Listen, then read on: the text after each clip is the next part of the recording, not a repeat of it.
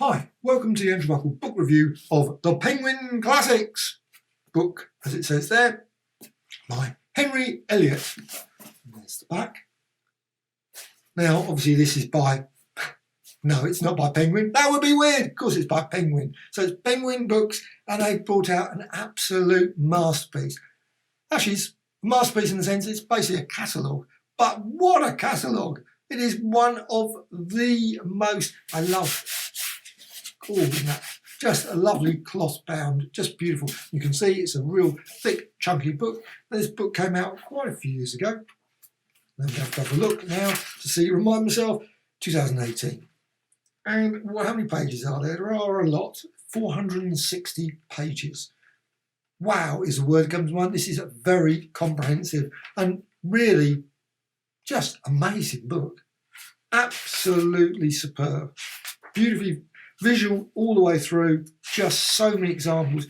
Split into ancient world, you've obviously got Greece, China, India, etc., etc. Middle Ages, you've got medieval Europe. It's all split in different sections. Then you've got Renaissance, you've got early modern Europe, Enlightenment, of course, Industrial Age, you've got Britain, Western Europe, Russia, Asia, Australasia, loads and loads and loads and loads. Got a preface there, really nice quality. And then, of course, I had that book, that volume. Wish I hadn't got rid of it. Homer, the Odyssey. What a great issue one. Dante, brilliant. I love that he also put the classics colours as well at the side, which is superb. And they got lots and lots of amazing. It mentions a lot of different books, of course, all the way at the start. And then you've got the other penguins. You've got pelicans, puffins. You've got all those as well. And then you've got peregrines, peacocks.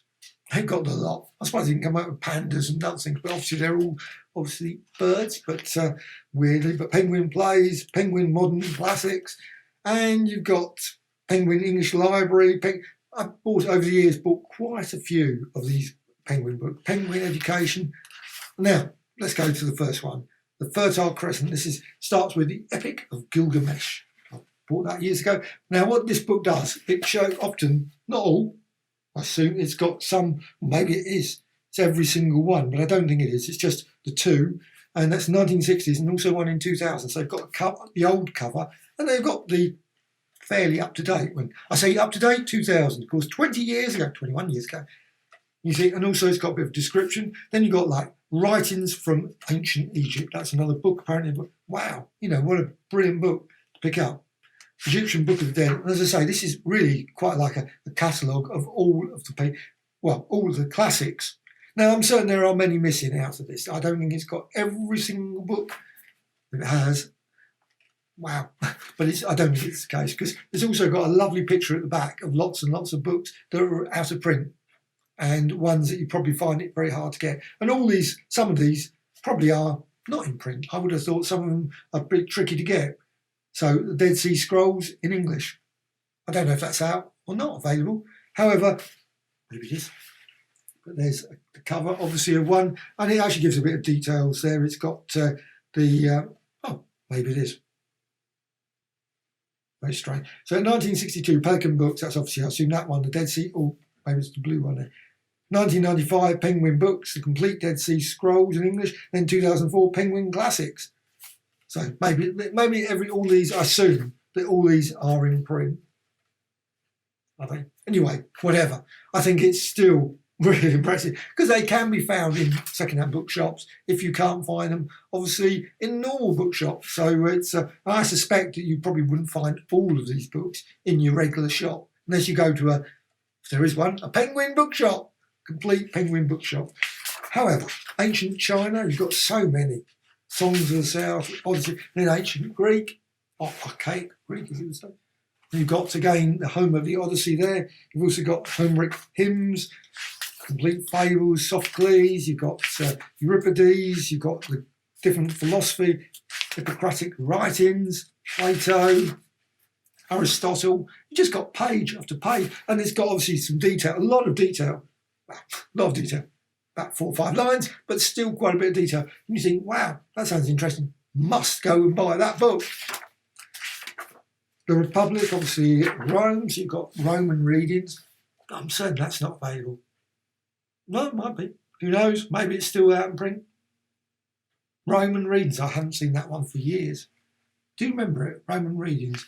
Michael Grant. Excellent. Got quite a few Michael Grant ones. Brilliant.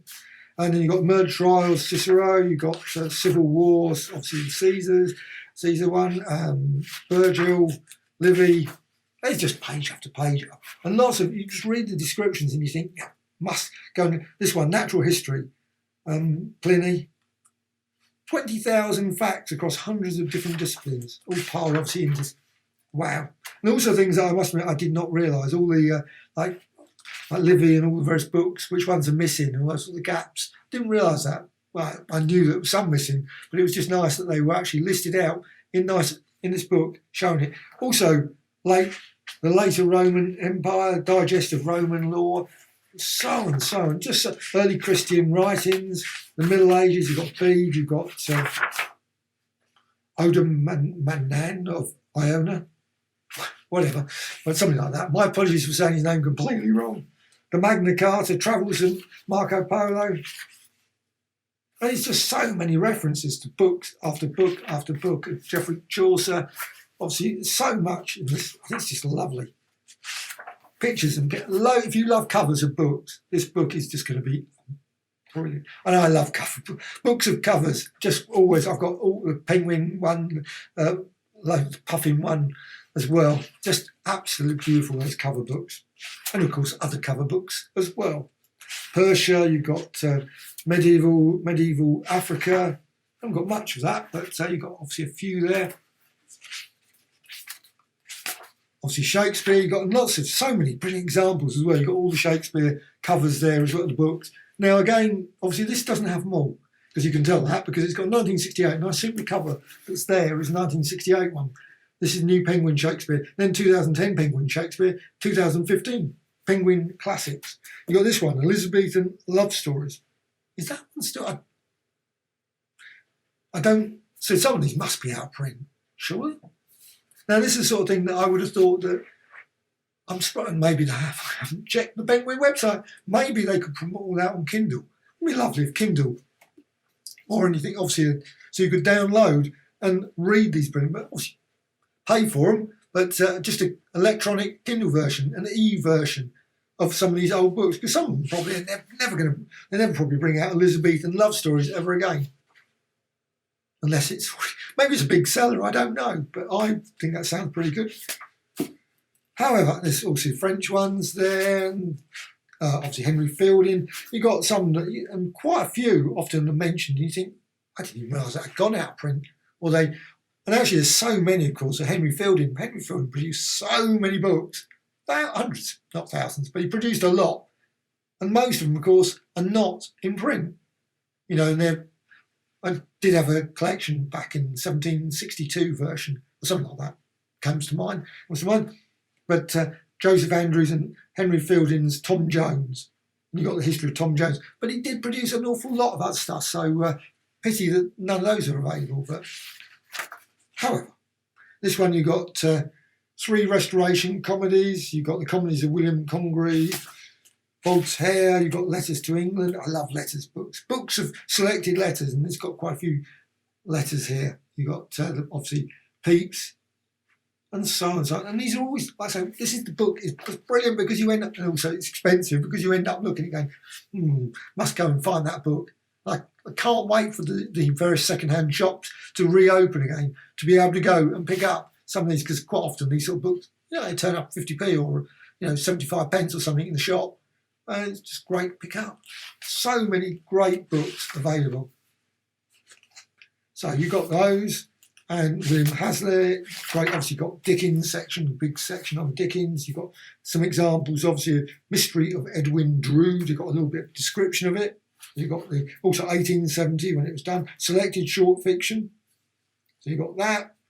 With various, what was in it, obviously. Christmas Tree, The Signalman. Sharp Bronte, lovely, like Villette and all those sort of ones. Oh, you've got Cranford. And just know something that was where I live. That's strange. I'll have to look at that later. Now, Thackeray, Trollope, Thomas Hardy, you've got just page after pair of blue eyes. So if you really want to explore a lot of these, and now of course a lot of this information probably is available online now, but I still think in one place, this book is one of the most, really just an encyclopedia of classics. Really, I mean, obviously there's the Oxford World Classic, those sort of series. There's other series, of course, as well, that have got vast numbers of them. But I think this book is just so Britain there. You've got H.G. Wells, lots of examples there, War in the Air, Modern Utopia. That one I'm not familiar at all. And Veronica, 1969 and 2005. Great science fiction, H.G. Wells again. Then you've got poetry, you've got Britain, and also lots and lots again. Those, I love those ones. Good old orange covered ones. Ragged trousered philanthropist. Ists. Get the right word, it's plural. Now you've got France again, and so on and so on. It's just Jules Verne. So I don't know if I'm not certain if every single book, but it feels like every book that's ever possible has been included in this. Freud, Russian magic tales, Chekhov, and so on and so on. Just this book is just page after page of just so many. And you think, oh, so many books that could be. I don't know how many books are listed in here, but there's a lot. Thousands of really fascinating books that should be read and looked at. And First World War, now of course that's it, runs out. And then it has this lovely section here, the vaults. This is what I'd love to see, vaults section. It'd be nice, like the 2 Tudor tragedies. Now that should be sort of available on a Kindle, surely. Those sort of things you should be able to access them. Because, you can find them, but quite often, quite tricky to find.